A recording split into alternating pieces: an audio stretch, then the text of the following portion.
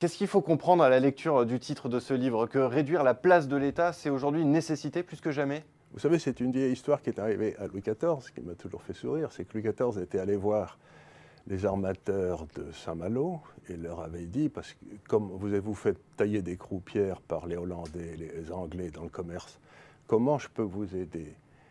Et les armateurs ont répondu, sire, surtout ne faites rien, vous nous avez assez aidés. C'est-à-dire que ce qui crée de la croissance, ce qui crée de la richesse, c'est de laisser la liberté aux entrepreneurs. Il n'y a de croissance dans une économie que celle qui vient des entrepreneurs. La création destructrice chez Rasbon Schumpeter est ce qui amène au développement du niveau de vie.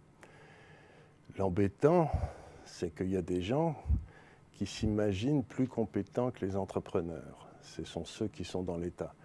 Donc, par exemple, ils vont décider qu'ils vont empêcher telle ou telle société de faire faillite.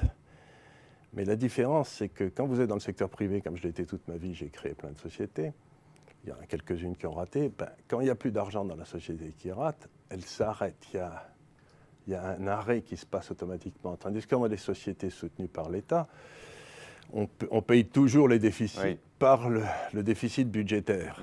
Et donc, vous faites automatiquement, quand l'État intervient partout, vous n'avez plus de destruction, puisque c'est subventionné par l'État, mais du coup, vous n'avez plus de création. Parce que les gens qui devraient partir des cellules mortes pour aller dans les cellules vivantes restent dans les cellules mortes, on ne trouve pas de gens, etc. Et puis, il faut augmenter les impôts sur les cellules vivantes. Donc il faut réduire la place de l'État. Donc, il faut absolument réduire la place de l'État. Jusqu'à souhaiter sa disparition?